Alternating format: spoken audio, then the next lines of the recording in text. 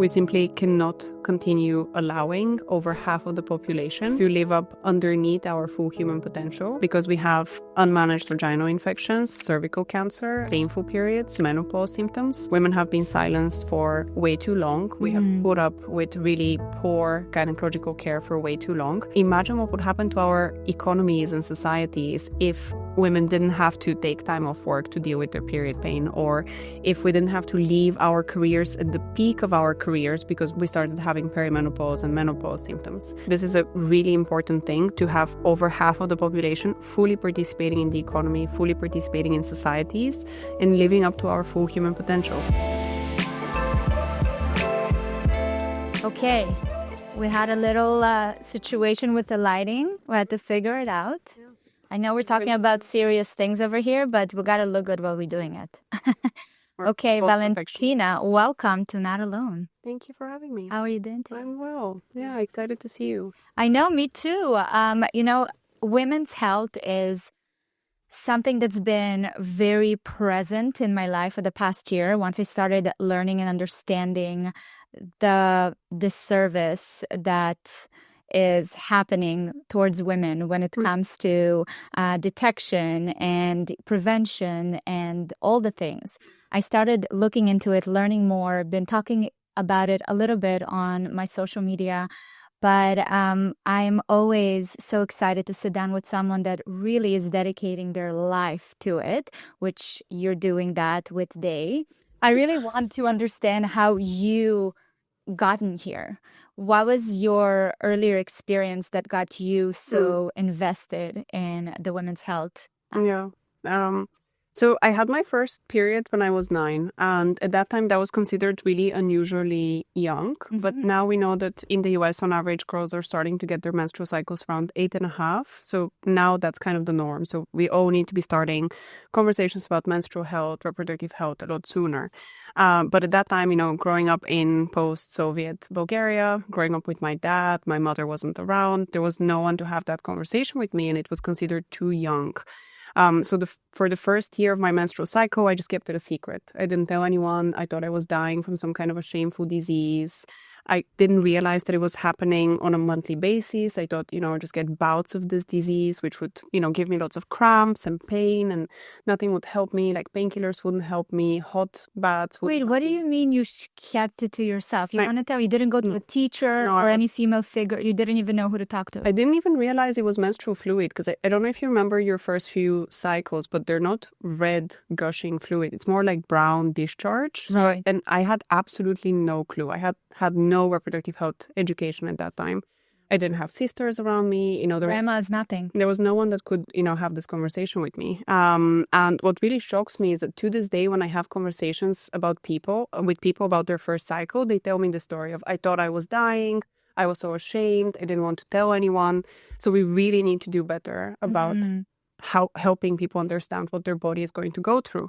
But anyway, a year into me having my secret menstrual cycle, I woke up one morning, I went downstairs to our living room, and there was a TV program on that was teaching people about breast cancer.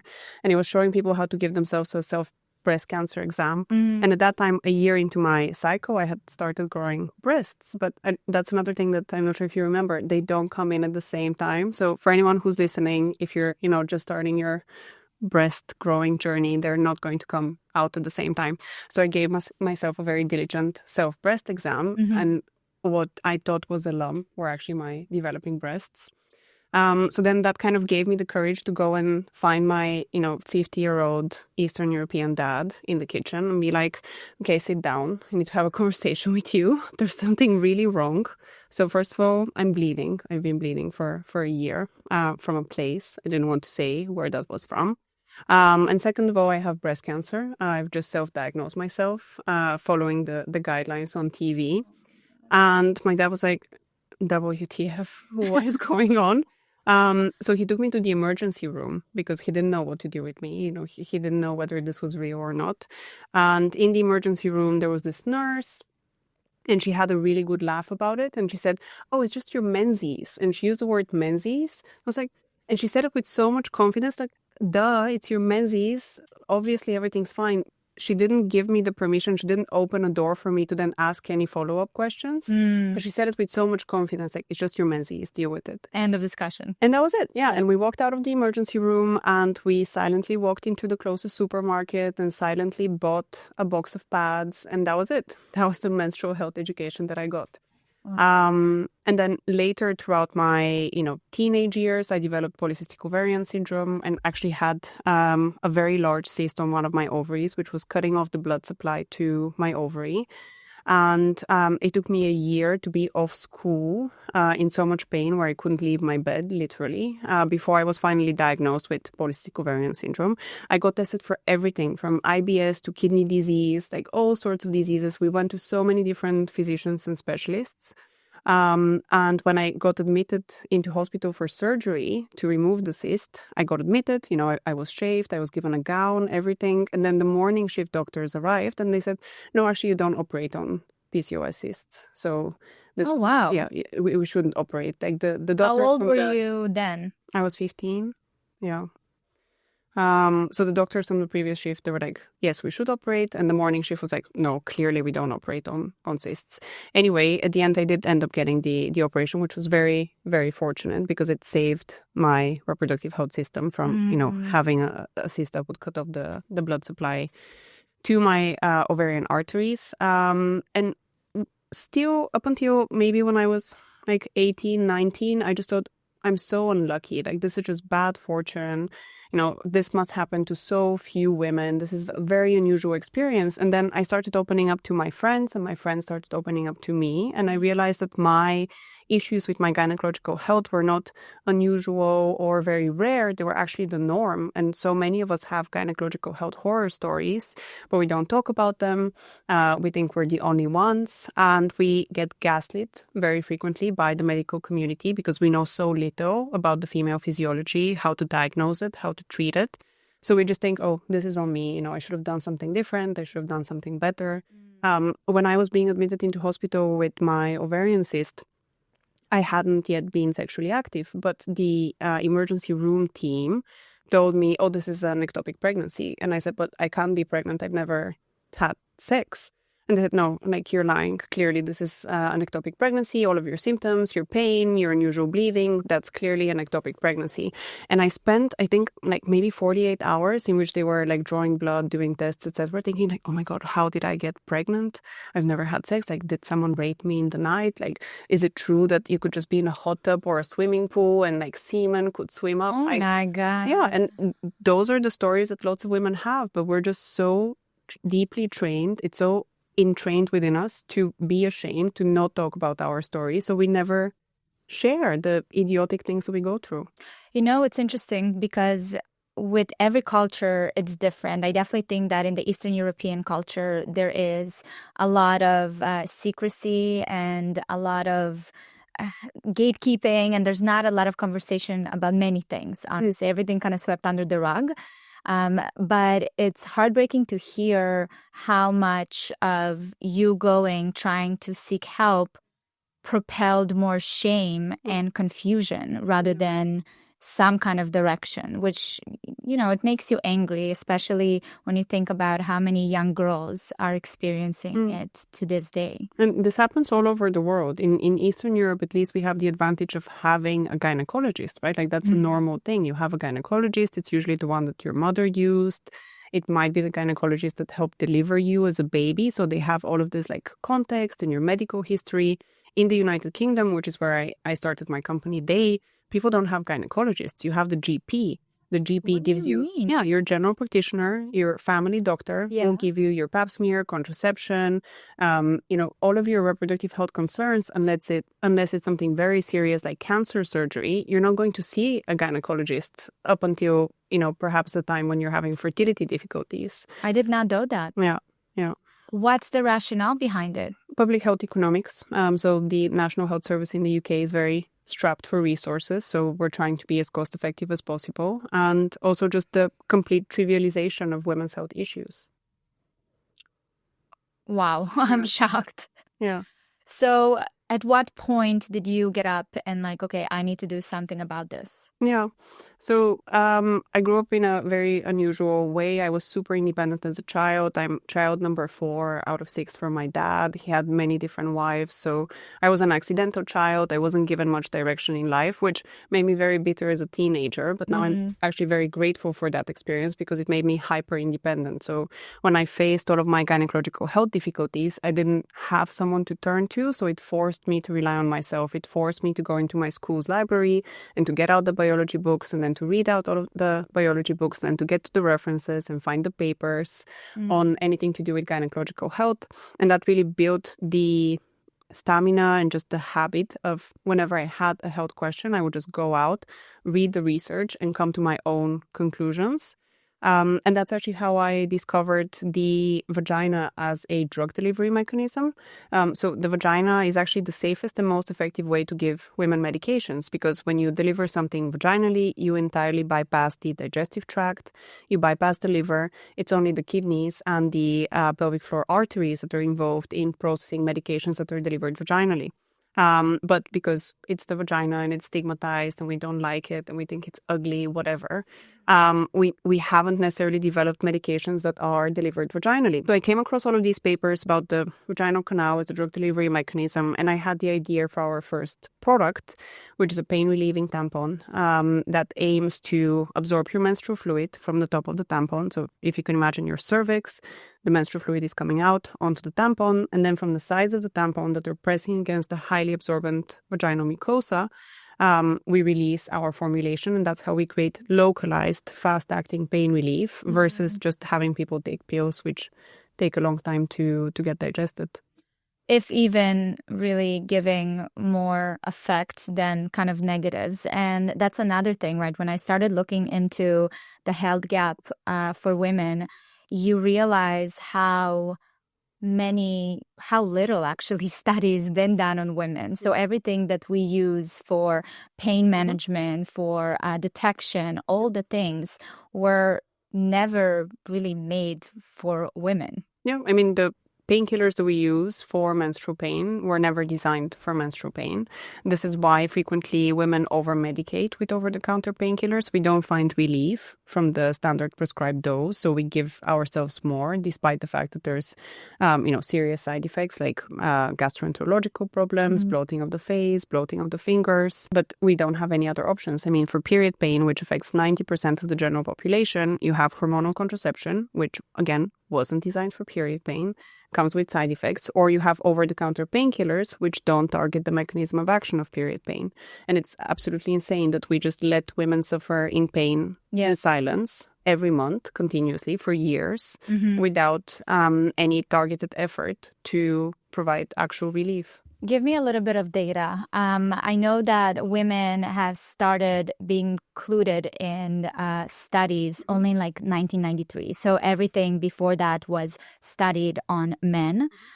But also from 93, there's still the percentage of men that are part of all this research, even on things for women, is staggering. Yes. So what kind of data do you have to illustrate where we're at right now? Yeah, so in the US, women were allowed to take part in clinical research in 1993, so about 30 years ago. And then in the UK and Europe, it was 1995, so less than 30 years ago. As a result, the majority of medications, medical devices, pharmaceuticals were never tested on the female physiology nor designed for the female physiology. And this gender bias actually starts earlier than that. So before a medication is approved for human use, it typically goes through animal model studies. And even in animal model studies, researchers prefer to use male mice, male rabbits, over female mice and female rabbits because they're worried, and this is the actual term that they use, about the pollution that the menstrual cycle would cause to the data. Instead of factoring in the menstrual cycle as a, very natural part of the female physiology and something that we have to account for, we think of it as a polluting factor. Similarly with diagnostic, so a study from 2019 from Denmark, which, keep in mind, has some of the best levels of gender parity in the delivery of healthcare globally, In 2019, they found that women get diagnosed later than men across 700 diseases. And for cancer, it's 3.5 years later.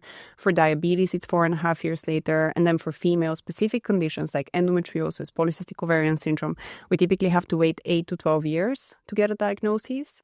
And this is an issue for the people that want to manage their symptoms and want to manage their condition, but it also means that your disease is progressing. So with endometriosis, for example, you have stage 1, stage 2, stage 3, and then stage 4, which is frozen pelvis. And about 50% of infertility cases are in people who have untreated, unmanaged endometriosis, which was just allowed to progress because they were denied the opportunity to get a diagnosis. A few years ago, we went to Oxford University and we were part of this big symposium on endometriosis. And we were so excited because we thought we were going to go and meet the brightest minds in endometriosis management. And we were completely floored when on one of the first sessions that we attended, this male researcher stood up and announced that we shouldn't actually try to diagnose endometriosis faster. Because if we tell younger girls that they have endometriosis, they're just going to go out and have lots of unprotected sex. And then we're going to have to manage their abortions. And what? Kalina and I, we were just about to faint. We were so shocked. But the rest of the room, which included female physicians and female nurses that look after endometriosis patients, they were just nodding along. So we trivialize female pain and we ignore it. Why? How did we get here? Like, why is there no alarm sounded earlier? You know what I mean? That to me is such an important topic that touches, what is it, like half of the population? Yeah. Well, we have to keep in mind that, until the 70s, women were, homemakers. We weren't really allowed to have careers. We weren't allowed to go and pursue careers in medicine or research. So it was mostly male researchers who focused on male conditions and brought their male biases. And then another key issue is just the overwhelming lack of funding for gynecological health. So in the US, for example, the NIH, the National Institute for Healthcare, spends about 2% of its entire budget for everything healthcare. 2% goes to the entirety of women's health. So that has to stretch across breast cancer, menopause, endometriosis, fertility, just all of the women's health conditions. It's woefully inadequate. Yeah. And in private funding, now there's lots of lip service that's being paid to women's health. And I constantly... What is lip service? A female founder.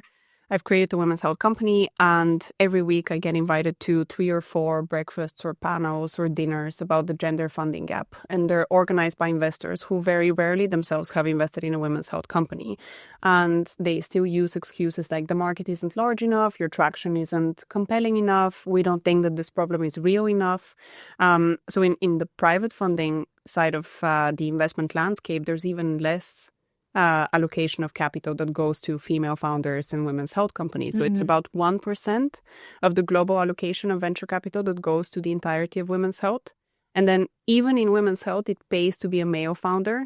So about 70% of the funding that has gone towards women's health has gone to male founders. So it's a very interconnected set of issues. So lip service is, just for me, because I like the term. So lip service is when they do the talking, but they don't do the walking. Exactly. Got it. That makes a lot of sense. There's definitely a lot of that. Where you don't put your money where your mouth is. I don't necessarily mind that, and correct me if I'm wrong because you're a female founder in the space, I don't necessarily mind that male founders get more funding for women-focused, products as long as it serves women. I think we need men to be allies. And at Daye, I'm very proud to have men on our leadership team and men within the ecosystem. But women fundamentally will have a lot more empathy for solving a women's health condition. We will be a lot more driven and we will actually be able to try the products that we're developing. Definitely a lot more insights, 100%. If the funding allocation distribution was less severe, if it was, say, 50% of funding goes to male founders or 60% of funding, I would be more okay with it. Given that it's the lion's share of funding that goes to male founders versus female founders, I think that's another issue that we have to talk about. So who is deemed to be an appropriate persona to be a founder, and why are women still not deemed to be an appropriate persona? So you've had obviously a lot of experience with Daye fundraising. You're a big part of the femtech that's happening. And I'm wondering, what is your experience of going to VC, talking about the company, the mission as a female founder? What have you seen the response to be? Yeah. So I'll start by saying that there are progressive male investors who do want to invest in women's health, and I'm very, very fortunate to have attracted some of them to Daye. With that being said, the majority of the experience fundraising as a founder female founder, can be deeply uncomfortable. So still, there's what I deem to be inappropriate behavior. So, like the slight touch, just like a little bit lower on your waist than you would feel comfortable. That's still happening, though? Even with the day after the Me Too, I feel like men are so scared. No, that's still going on. Really? Yeah. That might also be because I'm very young and I'm Eastern European as well. And that, like, there's a whole, as always, it's a complicated series of factors. The majority of the issue that we have when we as women go out to fundraise is that we're not taken seriously. And when I have to go to a room full of, old male investors and I have to talk to them about the vaginal canal and menstruation in order to explain how my products work, they just feel so uncomfortable because they haven't heard these terms outside of porn, for example. Right. And frequently they think that maybe I'm flirting because I'm talking about gynecological health. And other times, I just see like they stare to the ground. They want to avoid making eye contact. They're like looking at their watch, hoping that I would just leave the room and excuse them from feeling so uncomfortable. So that's why I feel so passionately about sharing very candidly about the realities of what my experience has been like, and also very candidly about what it's like to have a female reproductive system. I have no shame about it.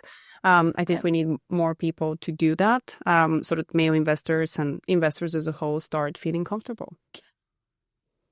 I guess what boggles my mind a little bit is the fact that with male investors, when you go into a room, maybe the language that's used doesn't make sense to them. I know earlier we were talking about how, I find that Europe, the way people propose ideas in Europe is very mission driven, where in the US, it's disguised as mission driven, but at the end of the day, it's a business. Yeah.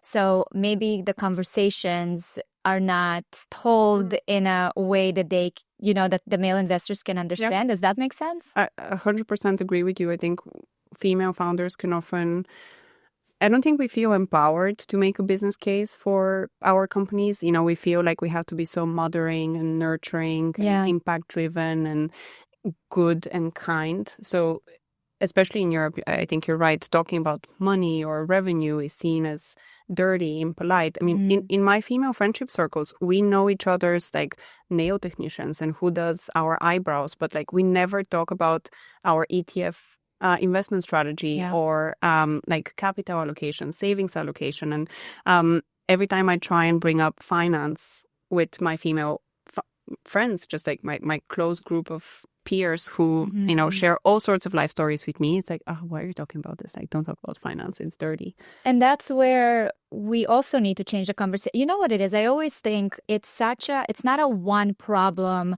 and then one solution. It's a more holistic approach to how we conduct ourselves and the conversations we're having in order for the rest of the world to take us seriously. And I, earlier on, when I was having these conversations and earlier on in my career, I was talking a lot about different gaps in the system, but it was coming from a place of like men versus women. And I just at this point believe that it's counterproductive.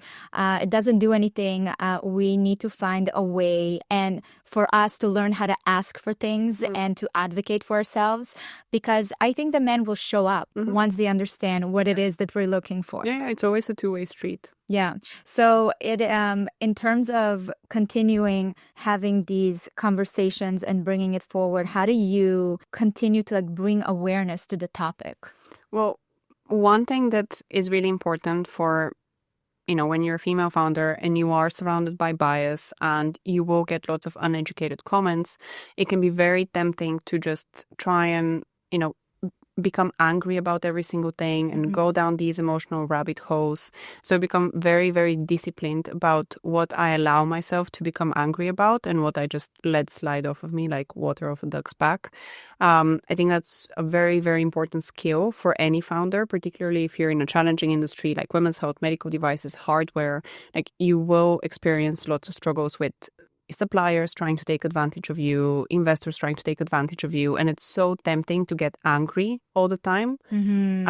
So for me, one of the biggest lessons that I've learned on this journey of building Daye is just you have to manage your emotional energy, and you have to be super disciplined with what you allow yourself to ruminate about, and the kind of emotional rabbit holes that you allow yourself to go down on, and which ones you're just like, okay, cool, you are bigoted, you don't understand my space. That is fine. I'm going to take the time to help you understand. If you don't, then, we just go our separate ways. But I'm not going to let you invade my emotional space. And that's very challenging. So I mentor a lot of female founders, and it's just every day you're attacked constantly with these microaggression acts or macroaggression acts, whether it's you're on the London tube and a guy is chatting you up and you don't want to be chatted up, and then you get off your seat and they start following you, and then you walk into an investor meeting and you're told that the women's health space isn't a large enough market, and your commercial traction isn't compelling enough. It's very tempting to just be like shouting to a pillow or just go out into the streets and shout. That's the most important skill for a female founder, just emotional discipline. How do you attend to it in practice? Well, I spent 12 years in therapy. My therapist recently broke up with me, which was a big shock for me because I thought therapy was for life. And did he you're graduated? She's been approaching the topic for the past 2 years of we need to stop therapy. You no longer need therapy. I was like, whatever. I've never met someone that got let go by their therapist. That's a huge thing. I mean, congratulations. I'm still not sure how I feel about it, because therapy was like my 1 hour in the week where I go and digest and make sense of everything that I've been through in the previous week. But I have an incredible therapist. I started working with her when I was 18, and she just said, you're done here. You're excused. But that's my number one recommendation to founders. Like, you need a therapist. Life is not worth living unexamined. It's very hard to make sense of who you are and all of your childhood trauma and your biases and your neuroses by yourself. I'm sure some people are capable of doing it. I think it's very challenging to do on your own. And when you're in a complex industry like women's health, medical devices, there's so many things that happen in a given week and so many things that go wrong. Entrepreneurship is just this emotional roller coaster, as I'm sure you know by yourself. One day you're on the cover of a magazine, and then the other day, you don't have enough stock of your product, and people are sending you angry messages. So that's where, again, building emotional discipline, not allowing yourself to get too hyped by the hype cycles, but also not allowing yourself to go too down when things are hard, is super important. It's interesting that you say that, because that's my belief as well. And I approach my business and the way I handle myself in a very similar way. But oftentimes I ask myself, am I not allowing myself to truly feel, right? So when the highs are high, to really celebrate and to enjoy the success. I always wonder if I rob myself from that opportunity just because I'm trying to keep that balanced approach. But I think that's fine, because it keeps you level-headed. Yeah. It's like a long-term play. It's a long-term play. And also everything is so transient and everything is so temporary. And, the accolades and the awards are only relevant for a week or so. So I don't think they're worth getting that hyped up over. Such smoke and mirrors, let me tell you. This whole idea of success in general is the way it's getting pitched and shown to us is complete fabrication. So what gets you excited and motivated? Women's health. The number one challenge that we have to solve for within our lifetime, within these 100 years that we're alive for, is women's health. We simply cannot continue allowing over half of the population to live up underneath our full human potential, because we have unmanaged vaginal infections, cervical cancer, painful periods, menopause symptoms.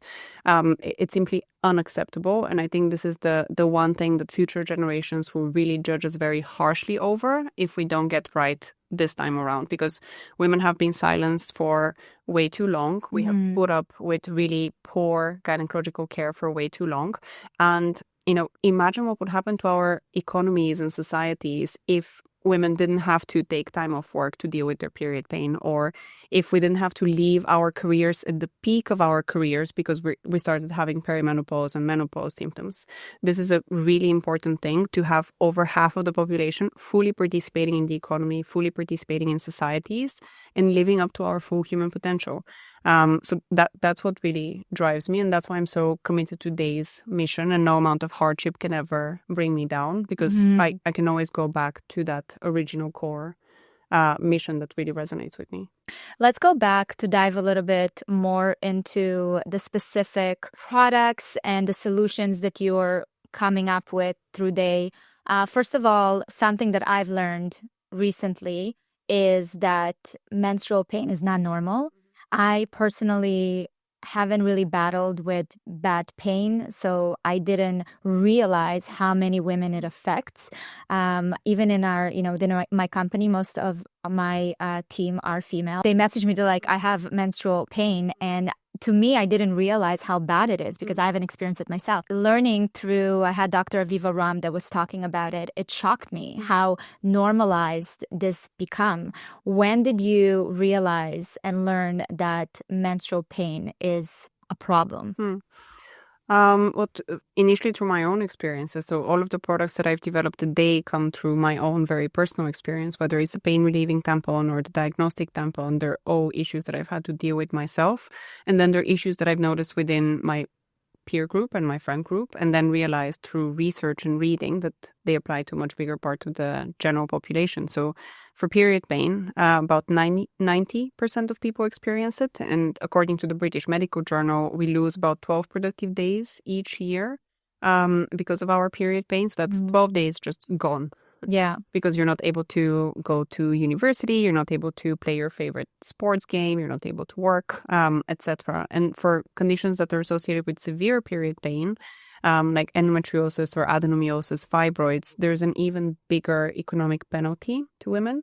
For example, in Australia, there was a study that came out and stated that women with endometriosis forego $50,000 worth of income throughout their lifetime because they're not able to progress professionally. They have to take time off work. Then they're seen as like, oh, you're the not serious employee who's just making a big deal of something as small as period pain.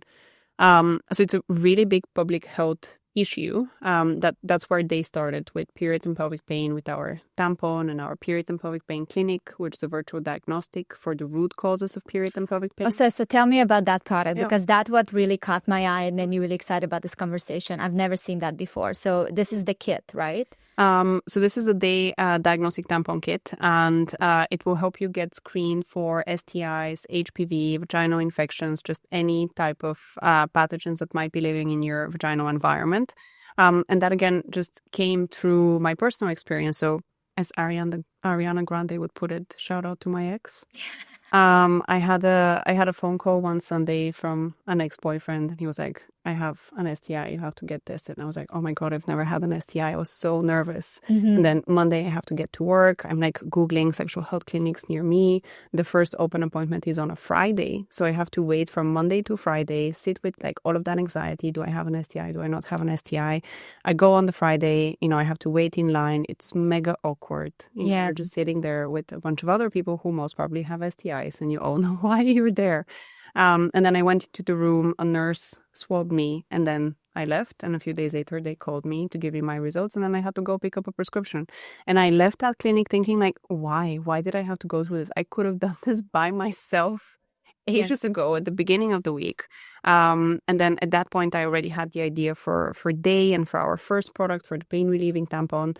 And the idea just kind of came to me, like, what if you could get screened with a tampon? Like, why do we use swabs in the first place? And then I went on a deep dive into the history of swabs. And as everything else in women's health, the swab was never designed for your vagina. It was designed for your nose, which, that makes sense, right? It's a very small surface area that the swab has. And I discovered old research papers from the 1980s in sex workers in South Africa, which demonstrated that just using a tampon instead of a swab increases the diagnostic accuracy for STI and HPV screening for cervical cancer greatly. Wow. But no one did anything with this research. And then there was a follow-up study from the University of Westminster. And again, it just, was published, and that was that. And started working on the diagnostic tampon, which is a way for people to get screened at home without having to go to a clinic, but with results that you can actually rely on. And it's the whole experience of gynecological health screening is way too disempowering. So instead of being half naked in front of a stranger with your feet up in stirrups and a metal speculum inserted in your vagina. And just a quick note on the speculum was invented in the times of the Roman Empire, by the way, and the design of it is largely unchanged.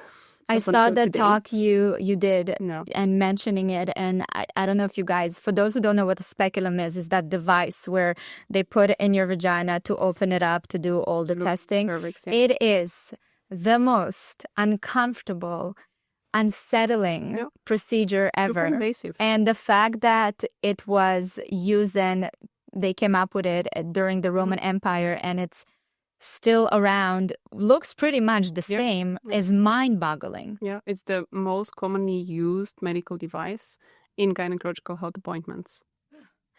So you are giving us here an opportunity to... we can reach our cervix by ourselves, guess what, with the help of a tampon. And the beauty of this is that most of us have already used a tampon, so no one needs to teach us how to use it.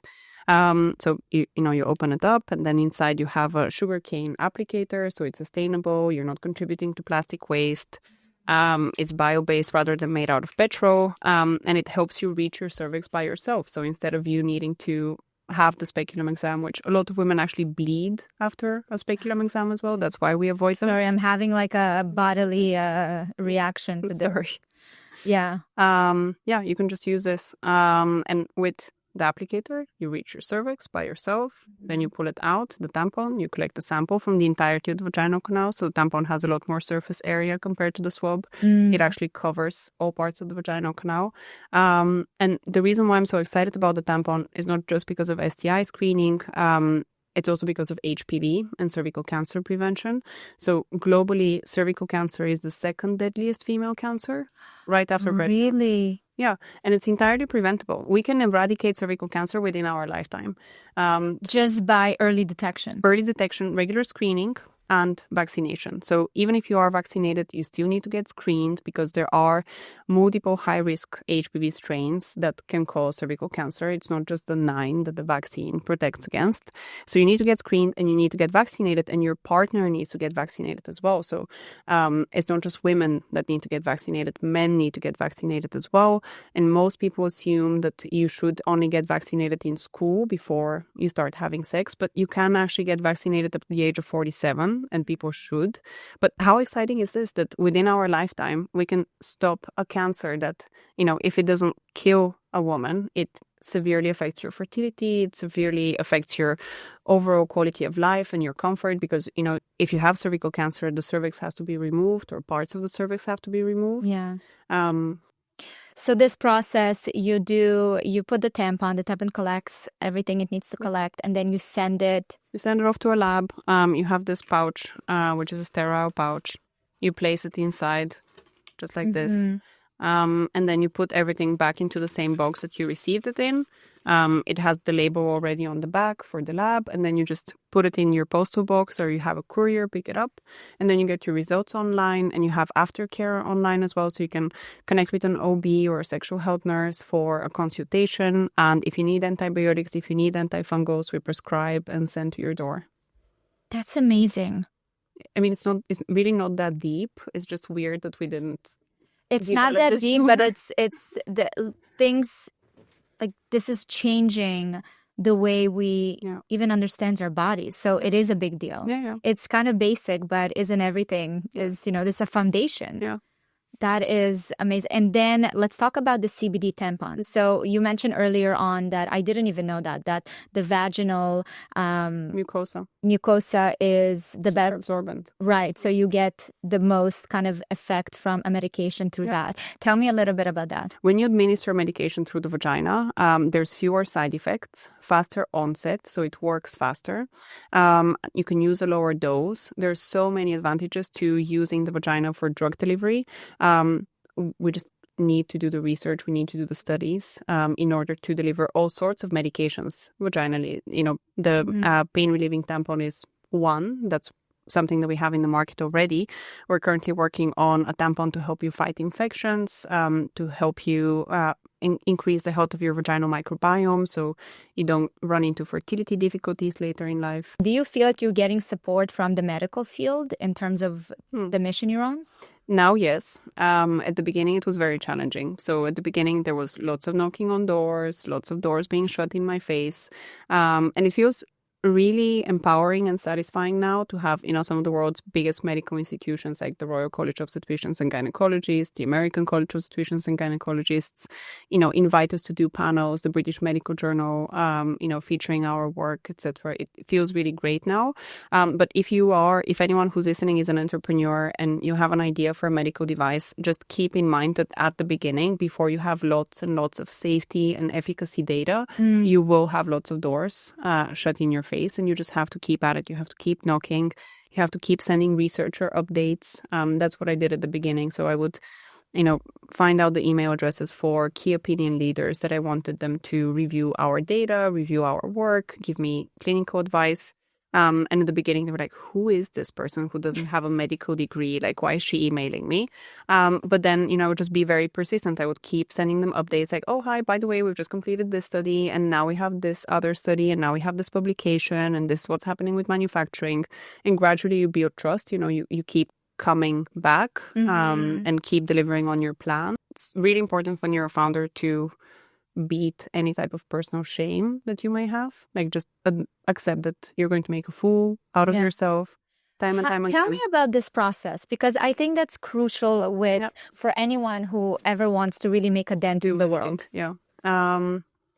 You will just make a complete ass out of yourself every day, time and time again. Like, you will say the wrong thing, you will offend people, you may not always have your facts right, and there will be lots of people who will, put you down, shut the door in your face, etc. And you just have to accept it. I've now very successfully gaslit myself into genuinely believing that every no brings me closer to a yes.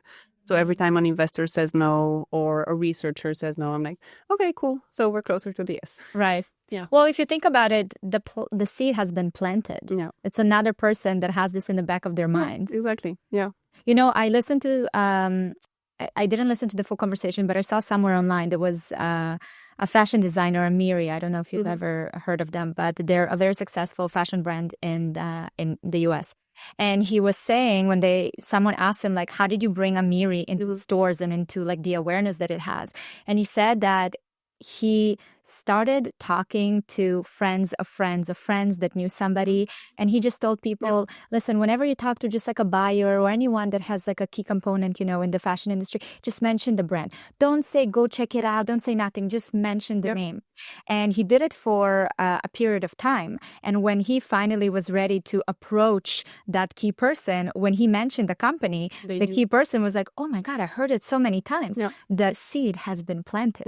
And I think that is so brilliant with any new idea and any new product or any mission that you're trying to accomplish. So the no is really a seed planting strategy. And that's really important advice for female entrepreneurs, because we're afraid generally to put ourselves out there. We're afraid to ask for help. We don't want to be a hindrance. We don't want to be an inconvenience. So we hold ourselves back. When I was first fundraising, I was always told, oh, you can't approach an investor directly. You have to be introduced. And I was like, that is the most privileged advice I have ever heard. Like, who's going to introduce me? I don't know anyone. I don't know any investors or like who they hang out with. So I would always just like cold email people, LinkedIn spam people, go to events, just introduce myself. And yes, there were many no's, but people also learn about you and your work and who you are, and they get to actually meet you as a person and see that you're real and your innovation is real. Passionate. Yeah, so don't feel bad about reaching out to people. I also think that for a lot of founders, when they are trying to change certain industries, oftentimes you a little bit ahead of time. So you need to give time for people to catch up with, right? Up until 2 years ago, I haven't heard anything about women's health. I didn't see what's going on in femtech. This is not all things that were, public facing.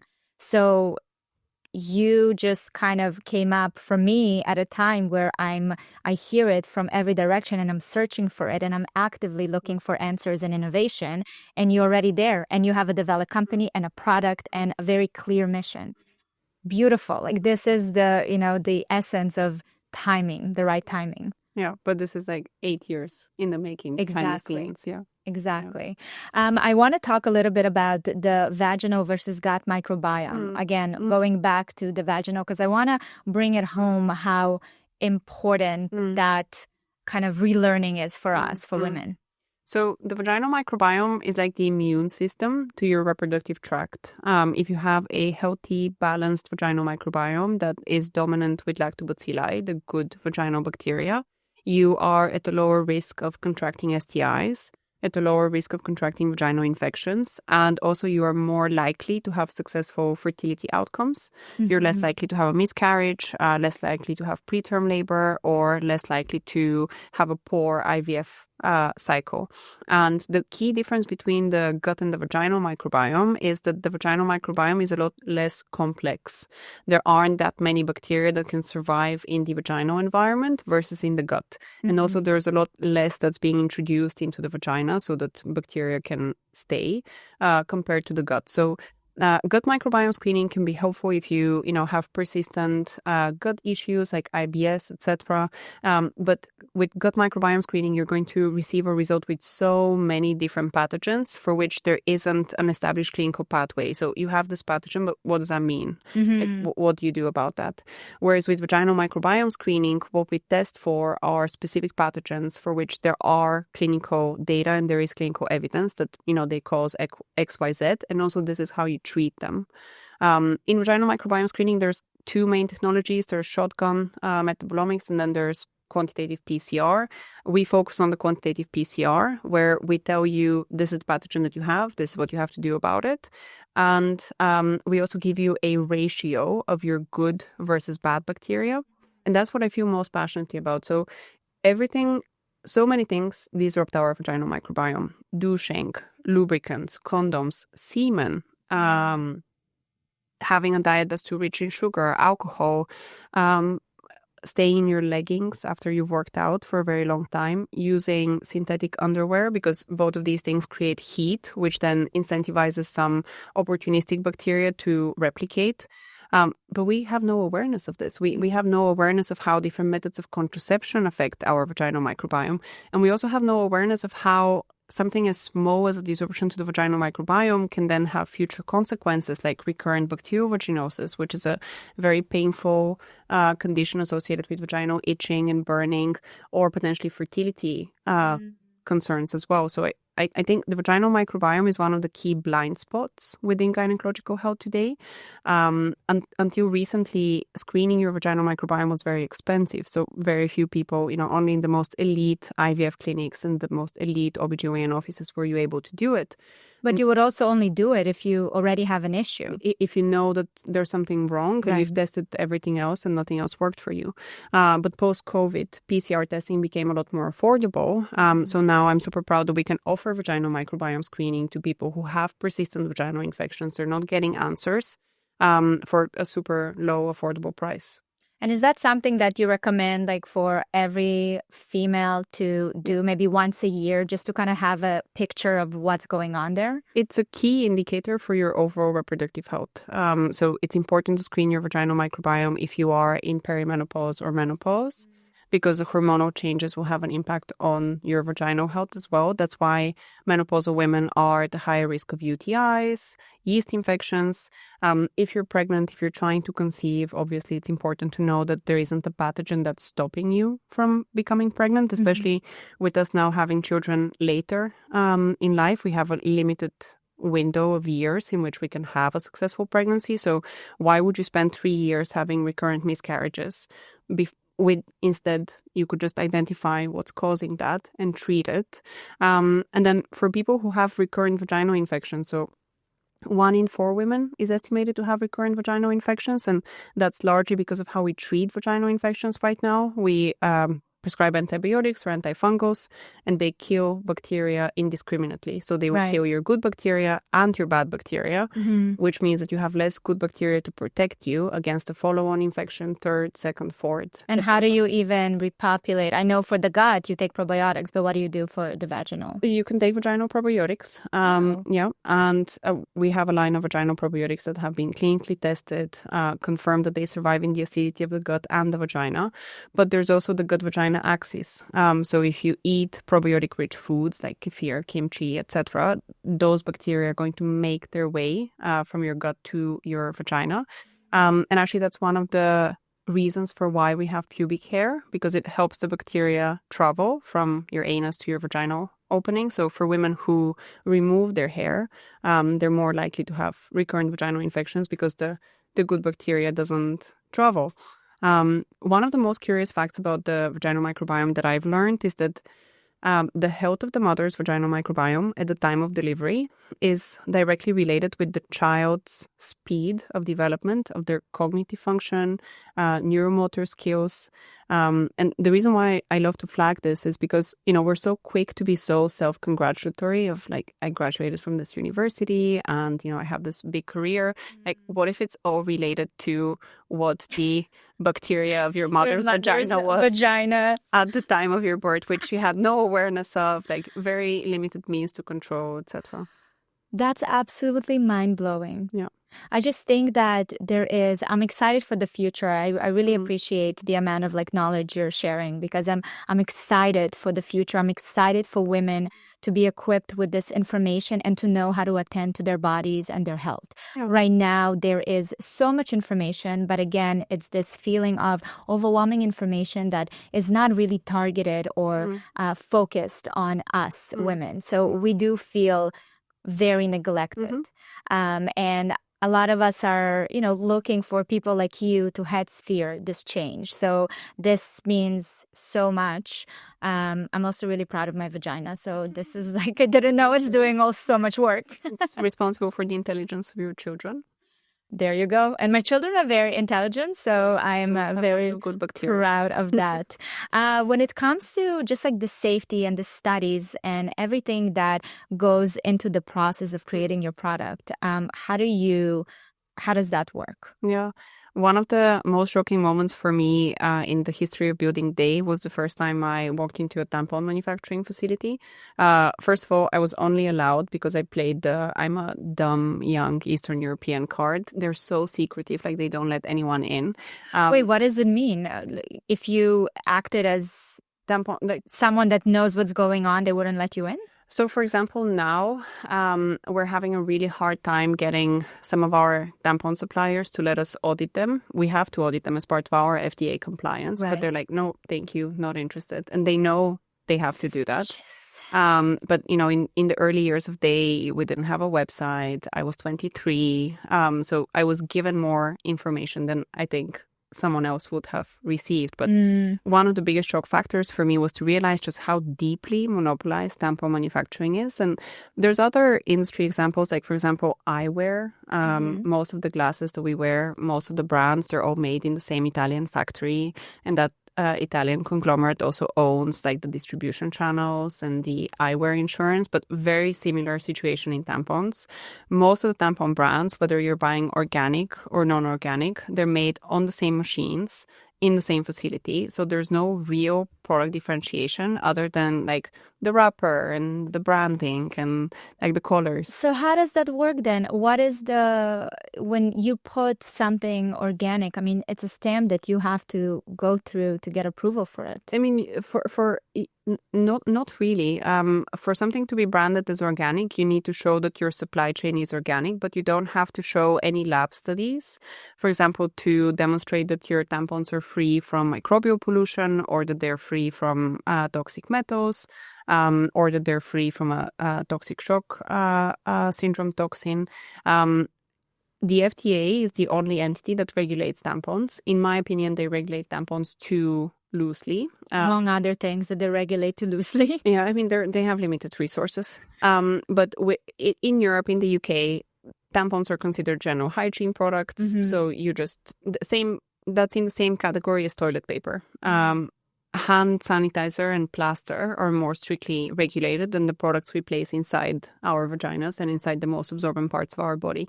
But even the FDA, they only require you to show that your product is free from microbial pollution once. And that's it. There's no requirement for continuous lab testing. There's no requirement for clean room manufacturing. There's no requirement for sanitization. So you don't have to do something to your final tampon to confirm that it's free from bacteria, from the environment, etc. When we spoke to one regulator who shall remain unnamed, but it wasn't the FDA, it was another regulator, they said, we don't really see why tampons have to be sanitized because lots of unsanitized things go inside vaginas all the time. I was like, just because your penis is dirty doesn't mean that tampons should not be sanitized. But yeah, there's just a lot of fundamental things that we're doing wrong in the manufacturing of tampons. And that's why we decided to bring manufacturing in-house. We initially had our first production facility in London, in the biscuit factory. And then we moved to Bulgaria, which is where I'm from, and we opened up a larger production facility. But having in-house manufacturing means that we can ask our production staff to wear full body protective suits when they're going into a clean room. They wear gloves before they handle the tampons, and then we have a metal detector at the end of our lines. All things that you would consider the norm, right? Like you would never assume. That's what I thought is happening when okay, wow. It's not the norm. I mean, it makes sense with the study that came out, right? It was all over the place where it's like all the tampons, everything has lead or other metals, toxicity. That was a big shaker. We've been talking about heavy metals in tampons since 2019, just like publishing our lab results on our website. Daye, my brand, running ads about this. Nobody cared. Absolutely nobody cared. And then all of a sudden the study came out and I was like, oh my God, there's lead and arsenic in tampons. I'm like, yes. Again, because you were early, you were too early. Yeah. Now it's like, look how much we talk about toxins and lead and plastic, and only now we're talking about it. So you see, this is the downfall of being too ahead of your time. Yeah. But that's amazing that it all came out, and it's I'm sure that it takes a lot of work and dedication to create your own supply chain and to make sure that it's up to par with kind of the values of the company. Yeah, we have a lot of really talented design engineers within the business who are responsible for, developing the world's first water-soluble tampon wrapper and the world's first water-soluble applicator. Because why are we making them out of plastic? We're making them out of plastic because it's cheap and it's fast, but we're contributing so much to an already overly polluted environment, an already overly polluted ocean. So for us, sustainability has always been at the heart of everything that we do. And yes, it takes a lot longer. It takes more funding to bring a sustainable and innovative product to market, but it's the right thing to do. And I never wanted to just, okay, I know that tampons are not sanitized, so I'm just going to go ahead with it, whatever. No one else is doing it, so why should I? Do you think that will ever change? I hope so. I hope so that with the awareness that we're raising, there will be more strict regulation on tampons. I'm very proud of the fact that we got The Economist to cover the fact that tampons are very poorly regulated because, The Economist is seen as this like very serious political magazine, and they spoke about tampons. I'm on my own mini crusade to educate more people about the standards in tampon manufacturing. And we also we open source all of the standards that we follow. So anyone that wants to follow the standards that we do can just copy our playbook that we took years to develop and just go ahead. I just really hope that it will become something that, these companies are willing to invest in, because it is a lot of investment. It requires more resources.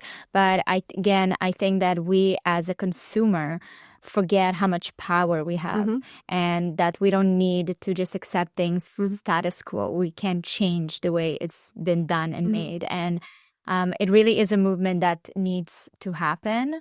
Do you involve your community with the messaging and kind of bringing the awareness? Yeah. So one of the issues in women's health, if you're lucky enough to overcome the research gap and the funding gap, you then have to deal with this whole other issue, which is women's health gets blocked on traditional advertising channels, whether that be Meta or Google or Amazon or TikTok or out-of-home advertising. We're very, very restricted in what we can say because most of women's health content gets flagged as adult content, political content, pornography. We tried to run a bunch of out-of-home ads in New York and London. They got vandalized. The Transport for London and the New York regulator for the metro ads, they didn't allow us to publish them because we had a biologically accurate plastic model of the uterus on one of our ads, and that was too much for them. That was too offensive. I just saw, while driving here, like an ad with a penis on it. Yeah, so that's allowed. You can talk about erectile dysfunction all day long. You can have, like the cactuses in various different stages of, a very powerful green cactus is after the erectile dysfunction pill, and then a dried out cactus is before the erectile dysfunction pill. So you can talk about male health all day long, and that's totally fine. But women's health gets so severely restricted and blocked. On Amazon, for example, we can't place our vaginal microbiome screening kit because it contains the word vagina in the word vaginal microbiome, and they think that's an adult product or pornography. At the same time, on Amazon today, you can go and buy a virginity reinstating vaginal tightening cream, and you can also go and buy a fake hymen in case you ever need to fake your virginity. But as long as it's something that's actually solving a real gynecological health pain point, you're off the books. So we rely a lot on our community to promote our products and to get the word out there, to share with their friends, to share with their peers. But it's hard. We're not used to having women's health conversations. That's infuriating. It's not the first time I hear about it. I had a couple of sexuality experts on my podcast and speaking specifically, of course, on female sexuality and all the things that comes with it. And that was one of their issues as well, pain points, where it's difficult to bring that information, whether it's data, solutions, anything like that to mass audience because it gets blocked. Yeah. So post Roe v. Wade, Google changed its policies. So now you can't advertise contraception on Google, and this shouldn't affect us because we don't have contraception products, but they keep insisting that our tampon is a contraceptive, even though no one in the history of time has ever used a tampon as a contraceptive. Right. And we've been through multiple rounds of human reviews and AI reviews, etc., and they keep insisting that tampon is a contraceptive. So there is a real series of very severe blockers to anyone that wants to change the way that things are in women's health today. We're so afraid of women learning about their bodies. We need politicians on our side. We need men on our side. We need women of influence to be talking about gynecological health. And then we need individual consumers to be prioritizing their gynecological health. One of the biggest worries that I have about Daye is, we ask people to pay for our products. They're not free. Yeah. But a lot of us expect gynecological health to be free, either delivered through insurance reimbursement or delivered through a public payer. And for example, now there's a big debate around how period care should be free, which sounds like a great idea. But then when you think about what will happen in practice, it will be governments that decide who the funding goes to. Yep. And they're going to give it to whoever gives them the lowest quote. And whoever gives them the lowest quote is not going to have the resources to create a high quality product.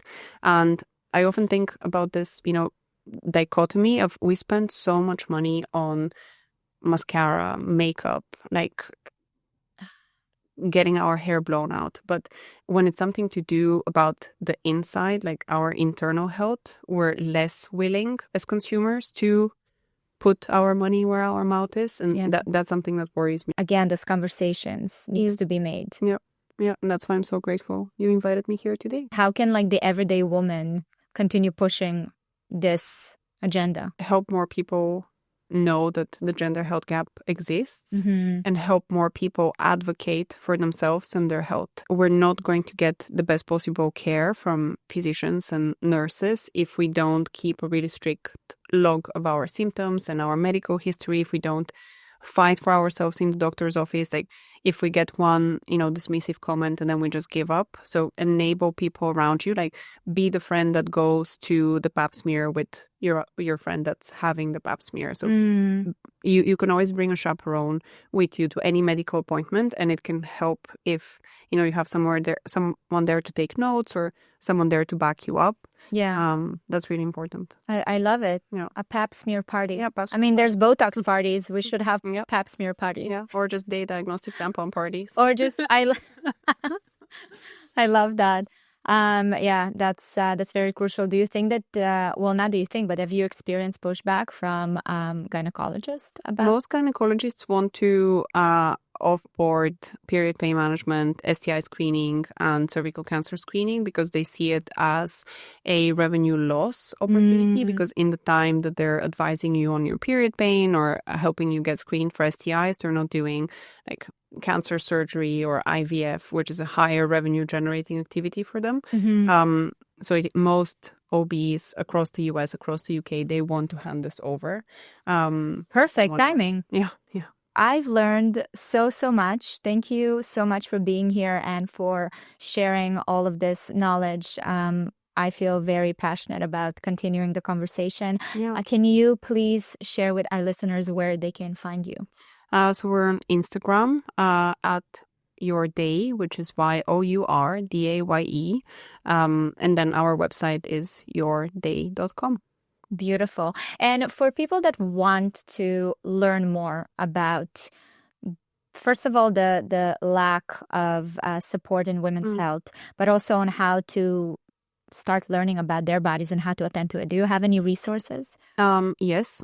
So Daye has actually published a book called The Vagina Matters book, which is an illustrated guide to everything that you need to know about how to manage your vaginal, menstrual, and hormonal health.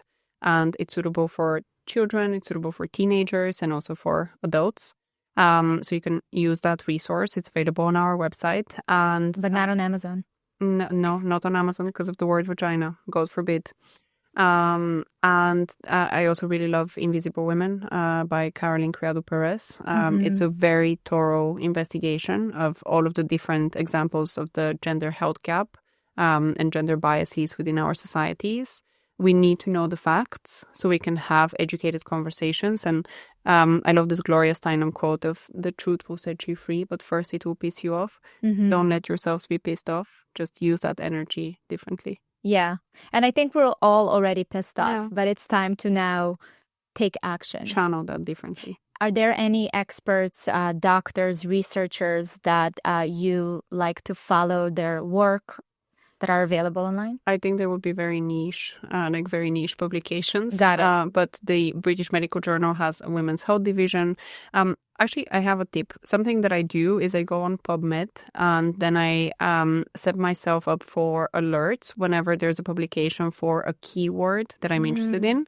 So then every week in my inbox, I get the latest publications on endometriosis, polycystic ovarian syndrome, menopause, any of the areas of women's health that I have a particular research interest in.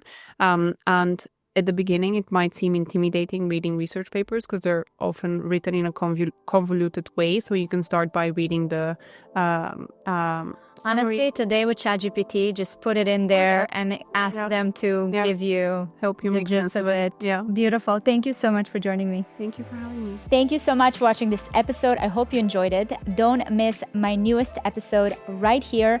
And if you're listening to the podcast on Apple or Spotify, please go and leave a review with your biggest takeaway. I love reading your thoughts. And if you have any suggestions for guests or topics, you can leave them in the comment section. And always remember, you are not alone.